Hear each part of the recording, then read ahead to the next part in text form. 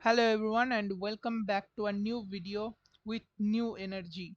So today in this video we are going to discuss a unique topic in JavaScript and HTML world.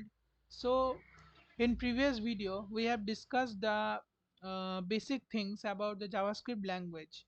We will continue with the JavaScript language part where definitely the JavaScript language part is very important, but for now, to make your interest or for like keeping you engaged with your interest, I have decided to teach you some properties of DOM at first. And this is an article made by me available on Node uh, Hashnode. So I will give the link of this article in comment section in pin comment. You can definitely check the article by going to the link. Okay, so now let's start with the thing. So what is DOM actually? JavaScript DOM, document object model. Okay, the full form of DOM is document object model. Now DOM represents the structure of a web page and allows JavaScript to manipulate HTML and CSS dynamically. So what does it mean? Let's say in this web page there is a text is written for an example.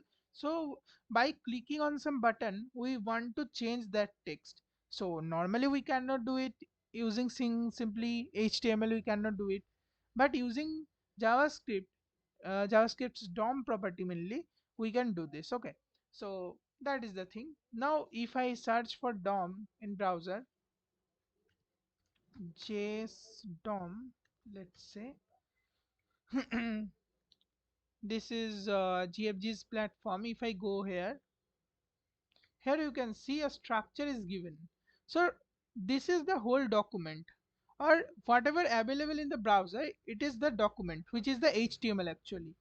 Okay, so under HTML you can see there is head tag opening and closing and body tag opening and closing. As you see here, you can say here head, then title is inside it and head close. Mainly inside HTML there is head and then there is body, body open body close. Now inside head there is title open title close, and if I go out of head and go inside body, so inside body there is a div.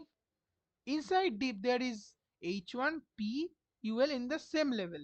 So here also they have shown this. You can see here like this is like a level, something is under something. So you can consider it like family tree. Okay, let's say this is the grand, this is your grandparent. Okay, under it some like his child's. Okay, and yeah, that's the thing. So that is the thing. So you can have two or one child or more child. So likewise here this body have one child which is div, and div have three child which is paragraph, h1 and ul tag. These are the tags. Okay, now ul have uh, one child. Okay, so that is the thing, that is example of DOM, how DOM looks like. Okay, here you can see the explanation is given that head tag, and here child element is title, whose child, head's child. Okay, container element is this. Okay, root element is HTML for here. So in that way you can specify these things. We'll be learning about DOM for interview purpose later, but for now we are learning to start with our development journey. Let's go to my article. From here we can start. Okay, the DOM is a tree-like structure as we have recently seen, where each HTML element is represented as an object. Definitely, they are the objects. It allows JavaScript to interact with the interact and modify the web page. Okay, we can interact, we can add some interaction with JavaScript as we have mentioned in the beginning. The document is the starting point actually. So document object is the entry point of the DOM. Whenever we are selecting some elements from the HTML and adding some interaction to it, then we have to at first write document dot something, okay, like that.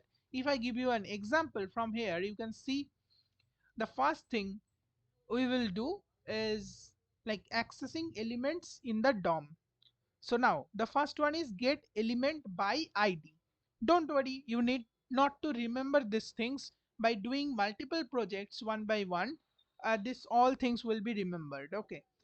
So get element by ID selects a single element by ID.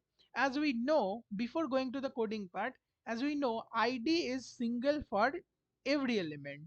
So we should give a single ID if we are using for an element. We should not give same ID to multiple elements. So that is actually a convention and a good practice. So here also we are considering that ID is for a single HTML element, which is in our case h1 tag, okay.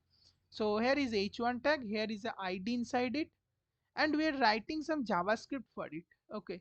So what does it this JavaScript doing? At first we are selecting the element from our HTML. How we can select? We can select it using ID, because the method here is get element by what? ID. So document is the starting point, as I have mentioned here. Here you can see document is the starting point, document object. So now in we will at first make a variable. After that we will select that element, like whose ID is main title from our HTML. This is our HTML part, okay. And here this element h1 tag have a ID, or has a ID main title. So we are selecting that element in our JavaScript. So for that, what we will do? Document dot get element by ID. ID what? ID is main title. And we are selecting and storing it inside this title. Now we will perform some operations on this. So for now, what type of thing we are doing here? We are printing the text inside that element, inside the selected element. Okay, so how we can do it? In the console we are printing it. So console.log title.text content. Okay, title means what? Title is selecting which element? This element. Okay, this whole element title is selecting. So title contains now the whole element, because we have selected using this line the whole element, which have a ID called main title.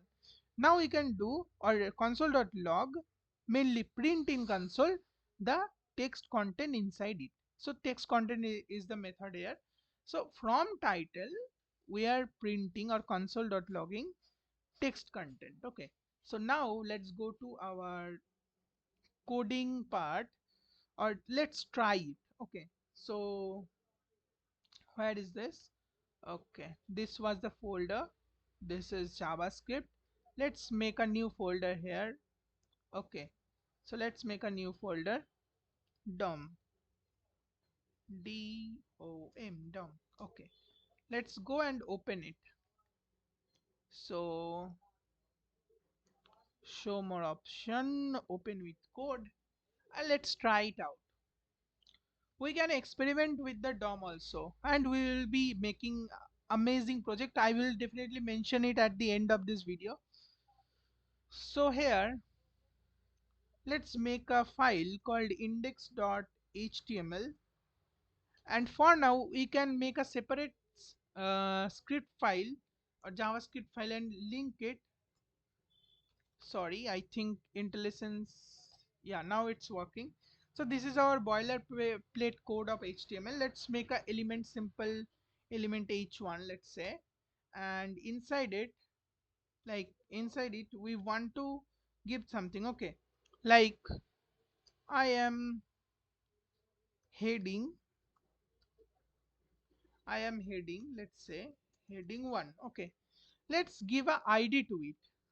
Okay, so let's give a ID to it.